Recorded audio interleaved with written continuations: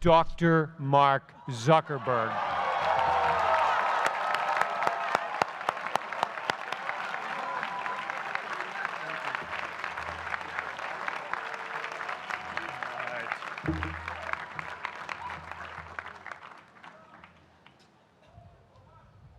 I love this place. Thank you all for coming out in the rain, the pouring rain. We're going to make this worth it for you. President Faust, Board of Overseers, faculty, friends, alumni, proud parents, members of the ad board, and graduates of the greatest university in the world.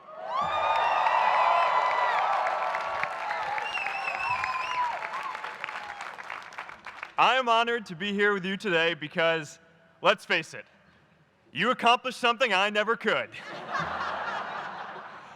If I get through this speech today, it'll be the first time I actually finish something here at Harvard. Class of 2017, congratulations.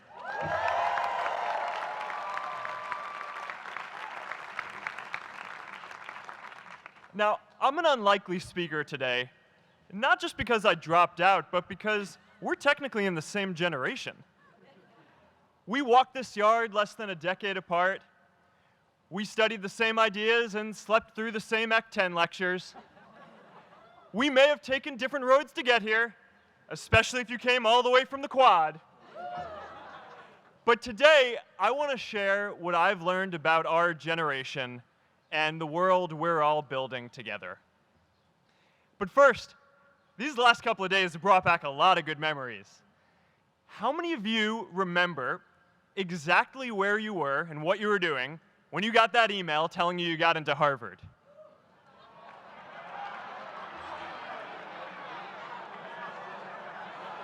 I was playing the video game Civilization, and I ran downstairs and got my dad, and for some reason, his first reaction was to video me opening the email. That could have been a really, really sad video. But I swear, getting into Harvard is the thing my parents are most proud of me for. My mom is nodding. You all know what I'm talking about. Look, guys, it's tough to beat this. You'll see when you get out there. How many of you remember your first lecture here at Harvard? Mine was Computer Science 121 with the incredible Harry Lewis. Harry. I was running late for class, so I threw on a t-shirt, and I didn't realize until afterwards that I put it on inside out and backwards, and my tag was sticking out the front. I couldn't figure out why no one in class would talk to me. Except for this one guy, KX Jin. He just went with it. We started doing our problem sets together, and now he runs a big part of Facebook. And that, class of 2017, is why you should be nice to people.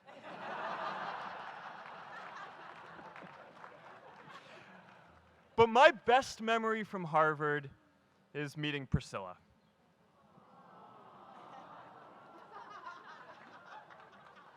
I had just launched this prank website, Face Smash. And the ad board wanted to see me. Everyone thought I was going to get kicked out. My parents drove up here to help me pack my stuff. My friends threw me a going-away party. Who does that? As luck would have it, Priscilla was at that party with her friends, and we met in line for the bathroom in the Foho Bell Tower, and in what must be one of the all-time most romantic lines, I turned to her and said, "I'm getting kicked out in 3 days, so we need to go on a date quickly." Actually, any of you graduating today can use that line. "I'm getting kicked out today. We need to go on a date fast." I didn't end up getting kicked out. I did that to myself. Priscilla and I started dating, and, you know, that movie made it. It wasn't. But without Face Smash, I never would have met Priscilla. And Priscilla's the most important person in my life. So you could still say it was the most important thing I built in my time here.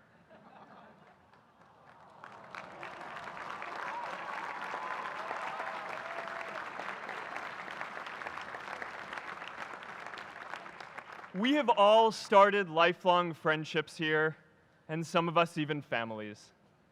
That's why I'm so grateful to this place. Thanks, Harvard.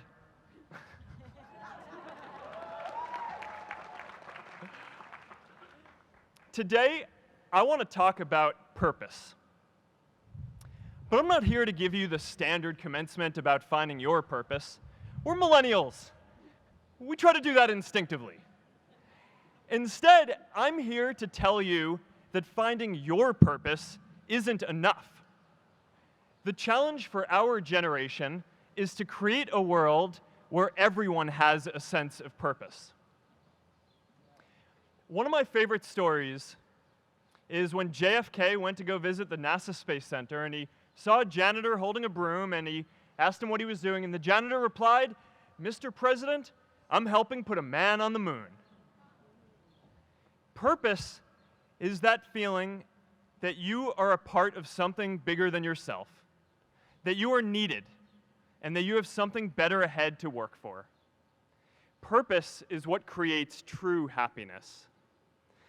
And you are graduating at a time when this is especially important. When our parents graduated, that sense of purpose reliably came from your job, your church, your community. But today, technology and automation are eliminating many jobs. Membership in a lot of communities has been declining, and a lot of people are feeling disconnected and depressed and are trying to fill a void in their lives. As I've traveled around, I've sat with children in juvenile detention and opioid addicts who've told me that maybe their lives would have turned out differently if they just had something to do, an after-school program or somewhere to go. I've met factory workers who know their old jobs aren't coming back and are just trying to find their path ahead. For our society to keep moving forward, we have a generational challenge to not only create new jobs, but create a renewed sense of purpose. I remember that night I launched Facebook from that little dorm in Kirkland House. I went to Noakes with my friend KX, and I remember telling him clearly that I was excited to help connect the Harvard community, but one day someone would connect the whole world. The thing is, it never even occurred to me that that someone might be us. We were just college kids. We didn't know anything about that. There were all these great big technology companies with all these resources, and I just assumed one of them would do it. But this idea was so clear to us that all people want to connect. So we just kept working on it, day after day after day. And I know that a lot of you are going to have your own stories just like this. A change in the world that seems so clear that you are sure someone else is going to do it. But they're not. You will. But it's not enough to have that purpose yourself. You also have to create a sense of purpose for others. And I found that out the hard way. You see, my hope was never to build a company. I wanted to have an impact. And as all these people started joining us, I just assumed that that's what they wanted to do too. So I never took the time to explain what it was that I hoped we'd build. A couple years in, some big companies wanted to buy us. I didn't want to sell. I wanted to see if we could connect more people. And we were building the first version of Newsfeed at the time, and I thought, if we could just launch this, it could change how we all learn about the world. Nearly everyone else wanted to sell. Without a sense of higher purpose, this was their startup dream come true, and it tore our company apart. After one particularly tense argument, one of my close advisors told me if I didn't agree to sell the company right now, I would regret that decision for the rest of my life. Relationships were so frayed that within a year or so, every single person on our management team was gone. That was my hardest time leading Facebook. I believed in what we were doing, but I felt alone. And worse, it was my fault. I wondered if I was just wrong, an imposter, a 22-year-old kid who had no idea how things actually worked. Now, years later, I understand that is how things work when there's no sense of higher purpose.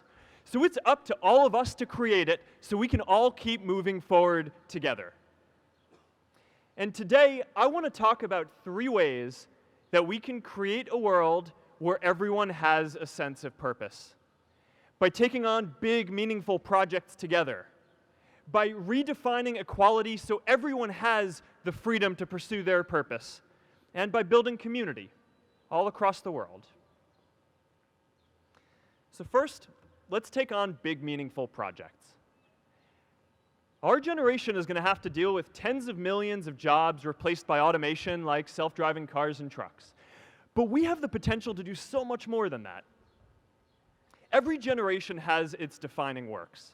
More than 300,000 people worked to put that man on the moon, including that janitor. Millions of volunteers immunized children around the world against polio, and millions of more people built the Hoover Dam and other great projects. And now it's our generation's turn to do great things. Now I know, maybe you're thinking, I don't know how to build a dam. I don't know how to get 1 million people involved in anything. Well, let me tell you a secret. No one does when they begin. Ideas don't come out fully formed. They only become clear as you work on them. You just have to get started. If I had to know everything about connecting people before I got started, I never would have built Facebook. Movies and pop culture just get this all wrong. The idea of a single eureka moment is a dangerous lie. It makes us feel inadequate because we feel like we haven't had ours yet. And it prevents people with seeds of good ideas from ever getting started in the first place. Oh, and you know what else movies get wrong about innovation? No one writes math formulas on glass, okay? All right? That's not a thing, okay?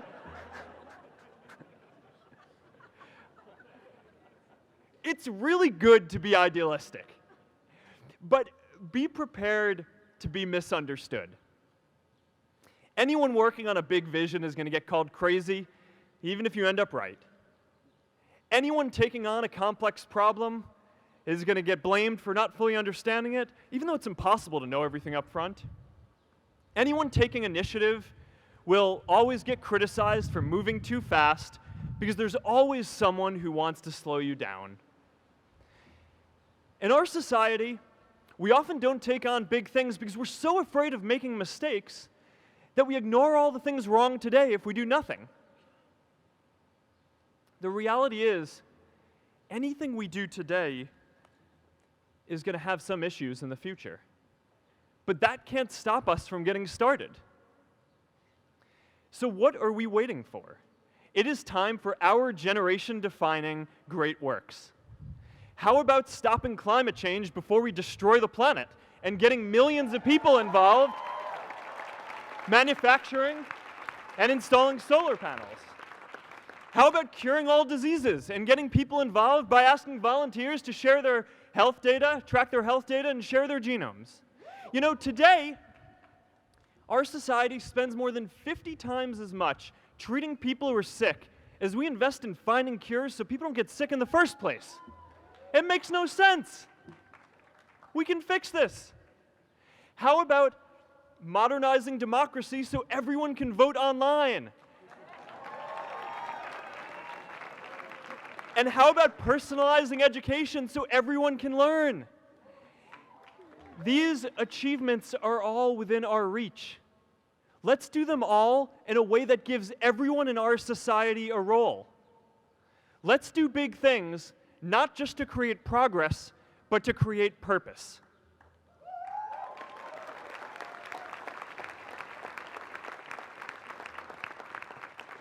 So taking on big, meaningful projects together is the first thing we can do to create a world where everyone has a sense of purpose. The second is redefining our idea of equality so everyone has the freedom to pursue their purpose. Now, Many of our parents had stable jobs throughout their careers, but in our generation, we're all a little entrepreneurial, whether we're starting our own projects or finding our role in another one. And that's great, because our culture of entrepreneurship is how we create so much progress. An entrepreneurial culture thrives when it is easy to try lots of new ideas. Facebook wasn't the first thing I built. I also built chat systems and games, study tools and music players, and I'm not alone. J.K. Rowling got rejected 12 times before she finally wrote and published Harry Potter. Even Beyoncé had to make hundreds of songs to get Halo. The greatest successes come from having the freedom to fail. Now, today, we have a level of wealth inequality that hurts everyone. When you don't have the freedom to take your idea and turn it into a historic enterprise, we all lose. And right now, today, our society is way over-indexed on rewarding people when they're successful, and we don't do nearly enough to make sure that everyone can take lots of different shots. Now, let's face it. There is something wrong with our system when I can leave here and make billions of dollars in 10 years, while millions of students can't even afford to pay off their loans, let alone start a business.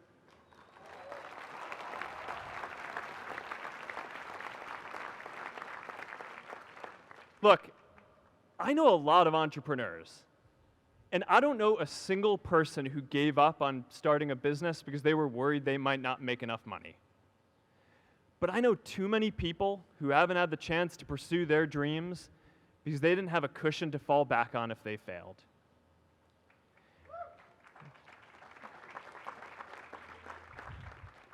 We all know you don't get successful just by having a good idea or working hard.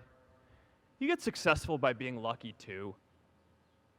If I had to support my family growing up instead of having the time to learn how to code, if I didn't know that I was going to be fine if Facebook didn't work out, then I wouldn't be standing up here today. And if we're honest, we all know how much luck we've had to get to this point in our lives. Every generation expands its definition of equality. Previous generations fought for the vote and civil rights. They had the New Deal and Great Society. And now it's time for our generation to define a new social contract.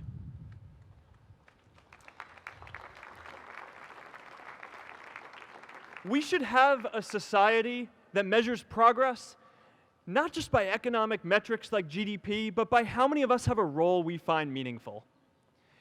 We should explore ideas like universal basic income to make sure that everyone has a cushion to try new ideas. We're all going to change jobs and roles many times, so we need affordable childcare to get to work and healthcare that's not tied to just one employer. And we're all going to make mistakes.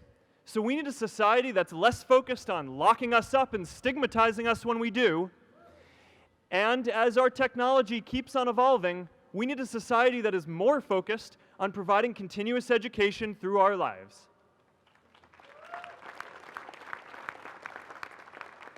And yes, giving everyone the freedom to pursue purpose isn't going to be free. People like me should pay for it. And a lot of you are going to do really well, and you should too.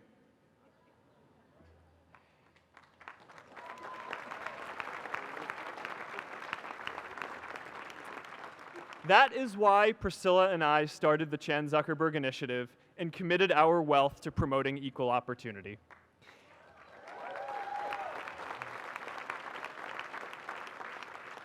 These are the values of our whole generation. It was never a question of if we were going to do this. The only question was when. Millennials are already one of the most charitable generations in history. In just 1 year, more than 3 in 4 US millennials donated to charity, and more than 7 in 10 raised money for another one. But it's not just about giving money. You can also give time. And I promise you, if you just take an hour or two a week, that's all it takes to give someone a hand and help them reach their potential. Now, maybe you're thinking, that's a lot of time. I'm not sure if I have that much time. I used to think that. You know, when Priscilla graduated from Harvard, she became a teacher. And before she'd do education work with me, she told me that I needed to get my own experience teaching a class. At first, I complained. I said, I'm kind of busy. I'm running this company. But she insisted. So I taught an after-school program at the local Boys and Girls Club on entrepreneurship. I taught those kids lessons on product development and marketing, and they taught me what it was like growing up feeling targeted for your race, and what it's like having a family member in prison. I shared stories of my time in school, and they shared their hope that one day they would get to go to college too. For 5 years, I've had dinner with those students every month. One of them even threw Priscilla and me our first baby shower. And next year, they're going to college. Every one of them, first generation in their families. We can all make time to give someone a hand. Let's give everyone the freedom to pursue purpose, not just because it's the right thing to do, but because when more people can turn their dreams into something great, we are all better for it.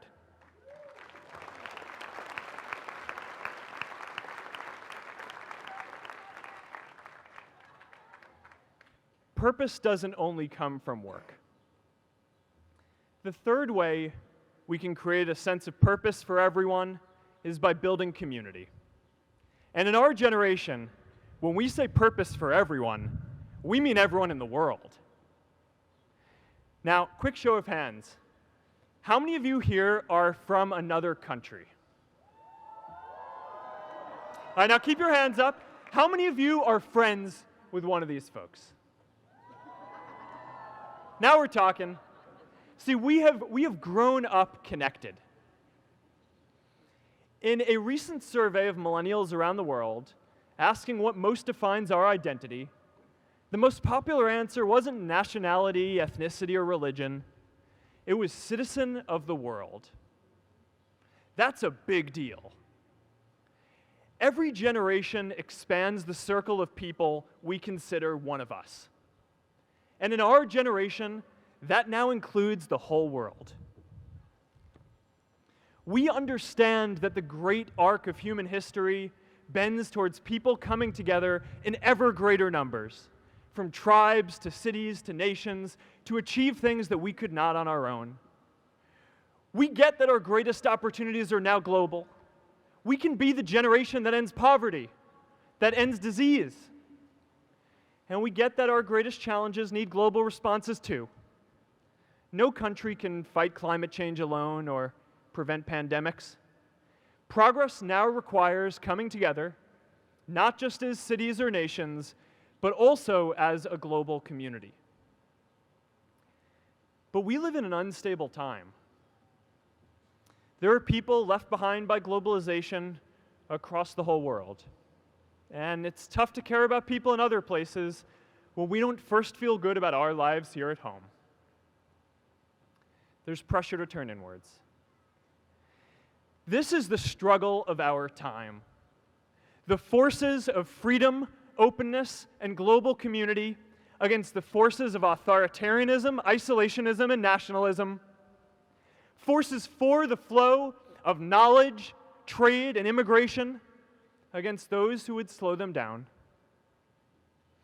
This is not a battle of nations. It is a battle of ideas. There are people in every country for more global connection, and there are good people against it. And this isn't going to be decided at the UN either. It's going to happen at the local level when enough of us feel a sense of purpose and stability in our own lives that we can start to open up and care about everyone else too. And the best way to do that is to start building local communities right now.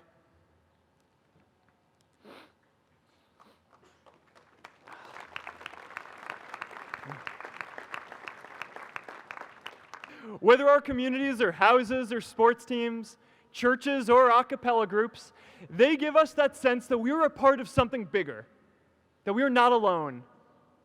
They give us the strength to expand our horizons. And that's why it's so striking that over the past few decades, membership in all kinds of communities has declined by as much as 1/4. That's a lot of people who now need to find a sense of purpose somewhere else. But I know that we can rebuild these communities and start new ones because many of you already are. I met Agnes Agoye, who's graduating today. Agnes, where are you?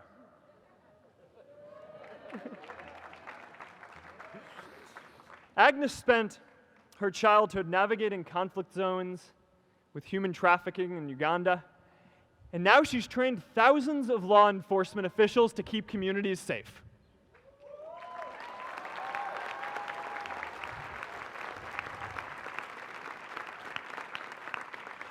I met Kayla Oakley and Neha Jain, who are graduating today too. Stand up, guys. Kayla and Neha started a nonprofit that connects people suffering from chronic illnesses with people in their communities who are willing to help out.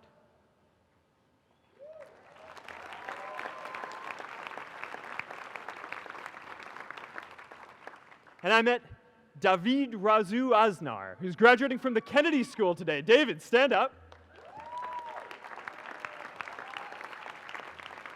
David is a former city councilor who fought to make Mexico City the first Latin American city to pass marriage equality, even before San Francisco.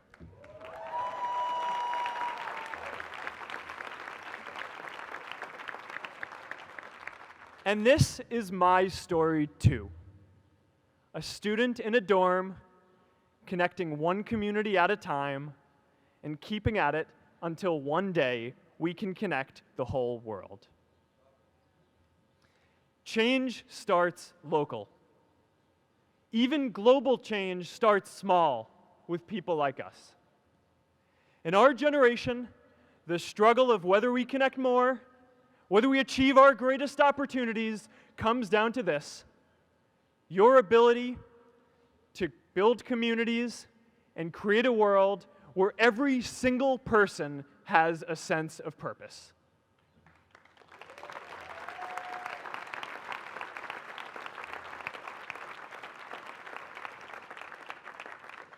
Class of 2017, you are graduating into a world that needs purpose, and it's up to you to create it.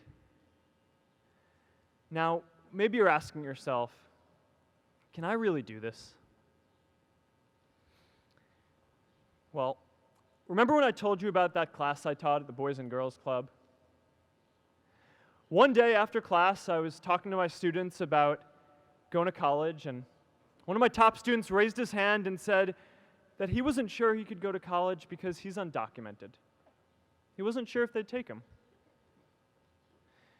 Last year, I took him out to breakfast for his birthday, and I wanted to get him a gift, so I asked him what he wanted, and he just started talking about struggles that he saw other students in his class facing, and finally said, "You know, I'd really just like a book on social justice." I was blown away. Here is a young guy who has every reason to be cynical. He wasn't sure if the country he calls home, the only one he's known, was going to deny him his dream of going to college. But he wasn't feeling sorry for himself. He wasn't even thinking of himself. He has a greater sense of purpose, and he's going to bring people along with him. It says something about our situation today that I can't even say his name because I don't want to put him at risk. But if a high school senior who doesn't know what the future holds for him can do his part to move the world forward, then we owe it to the world to do our part too.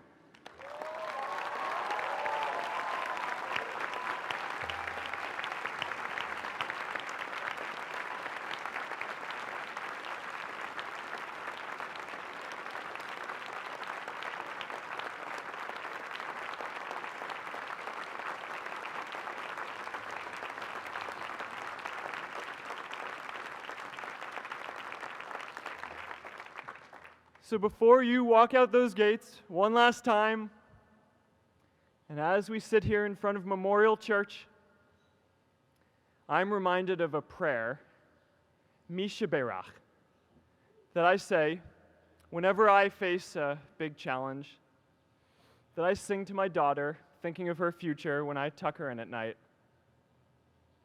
And it goes, "May the source of strength, who's blessed the ones before us, help us find the courage to make our lives a blessing." I hope you find the courage to make your life a blessing. Congratulations, class of 2017. Good luck out there.